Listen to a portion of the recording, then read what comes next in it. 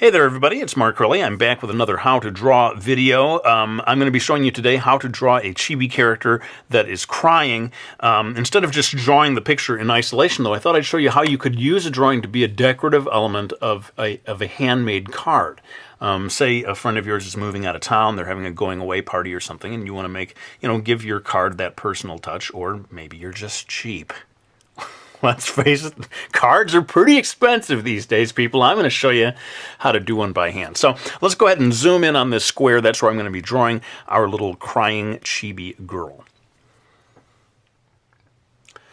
All right, so here we go. I'm going to try to do this with a minimum of guidelines. I know a lot of people don't like to use guidelines, and with chibi characters, you don't need guidelines so much. So I'm going to start, though, with just a rough kind of curving line, like a half circle, I guess you would say it is. This is the top of the character's head. And later on I'll be doing the details of the pigtails and so forth. But I'm going to begin by doing the bangs, which is just a sort of series of curving lines. And people who've seen my other videos, you've seen me say this, that as you reach the center of the circle, you tend to start curving in the opposite direction. That's just the natural way that hair falls on the head. Keeping it very loose right now. I don't need to commit to my final lines yet. And now I'm going to go ahead and do the face. And before I do that, maybe it would be a good idea for me to zoom in even closer so that you can see the details of what I do here.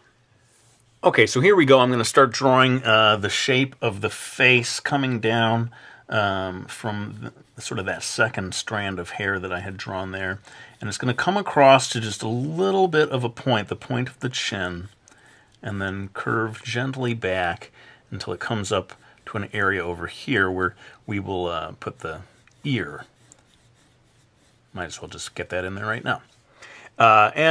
Strangely enough, instead of starting with the eyes, I'm going to actually start with the mouth. So watch how the line begins here, just a little bit in from that line of the cheek, and this is kind of fun. You get to do 1, 2, 3 kind of curves there along the top of the mouth. That is going to sort of indicate that the person is really wailing, crying so loudly they got their mouth open wide and the upper lip is like trembling and so forth. The whole thing with chibi characters is exaggeration. I think that's the fun of it. So you're kind of doing a ridiculous caricature of what someone looks like when they're crying. Now I'm doing the eyes. Now notice that the eyes are kind of curving up. This is a common thing on happy faces, actually, oddly enough. But it also can do double duty for us on doing the eyes of a crying character. Notice I've put 2 secondary lines. Those are the folds of the upper eyelids. But very crucial for this crying character is to get the curves of the eyebrows. And watch how I do this one. It's curving across like this, and it sort of zigzags at the end. You see this very often in both angry and sort of embarrassed or sad-looking eyebrows. This little crook here, I think it sort of just adds to the feeling of a wrinkle of the brow. Notice once again that there is no nose at all in this drawing. Very common to chibi characters.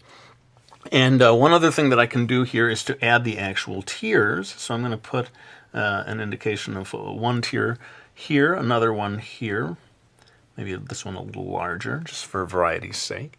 And I might even go ahead and drop in 1 or 2 flying off of the head. Of course, we're trying to exaggerate things as much as we can. Somehow, the chibi characters always end up looking cute, no matter what it is that you're trying to draw. Now, normally I would wait until the whole drawing is done before bringing in my black-colored pencil, the Prismacolor, but I think since I'm already zoomed in, I'm going to go ahead and do that final work right now in time-lapse.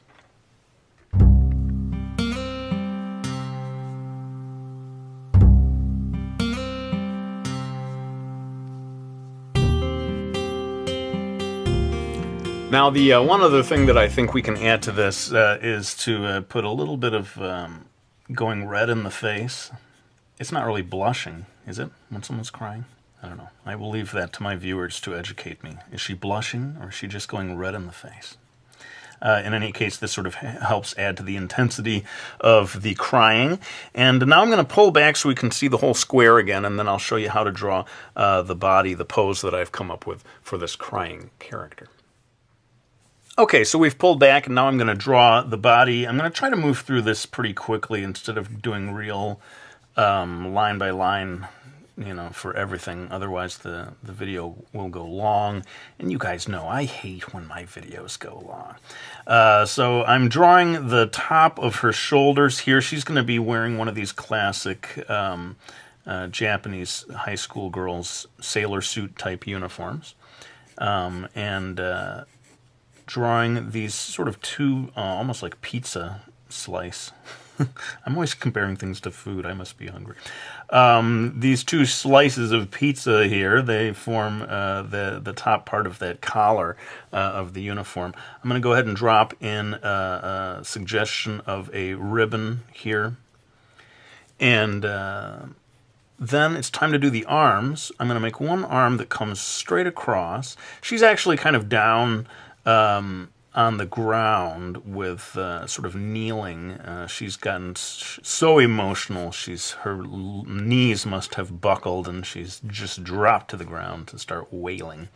So we got this arm in place, and going to drop in some lines for the fingers. Chibi characters, generally, we don't start delineating every single detail of the fingers. We try to keep it simple. I'm using the word we as if I'm part of some society of chibi artists. I'm not, I'm just a guy.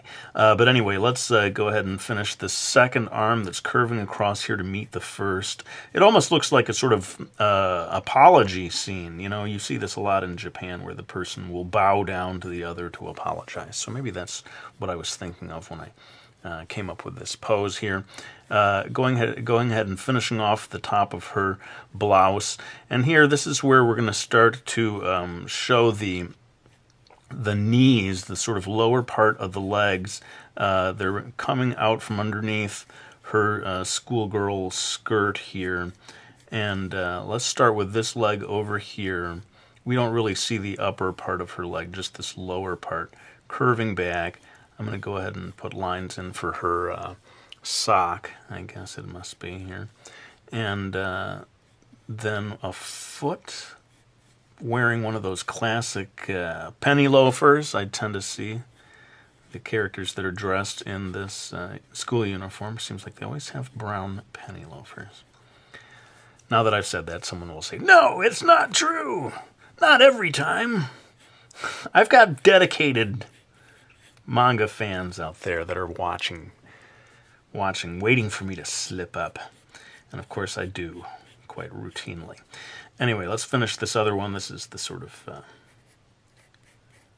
other penny loafer. It's kind of in forced perspective here, so you don't see the bottom part of her leg on this side. It's just sort of back there behind. And before I go ahead and do the final inks, not really inks, but black colored pencils on this one, I think I'll zoom in because this was a little light and a little far back. We'll zoom in there so that you can get a closer look at what those lines look like.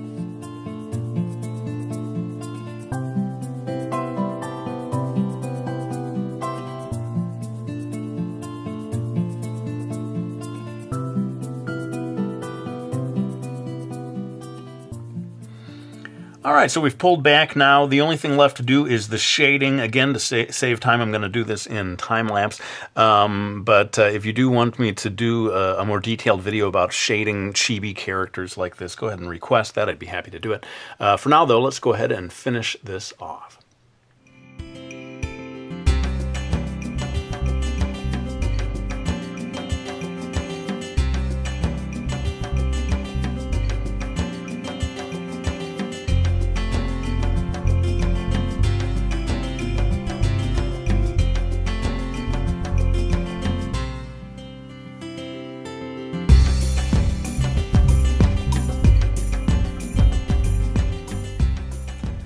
All right, well, that pretty much takes care of that. Let me pull on all the way back so that you can see what this illustration looks like as part of the card. I'll have a few final words for you, and then we can wrap things up.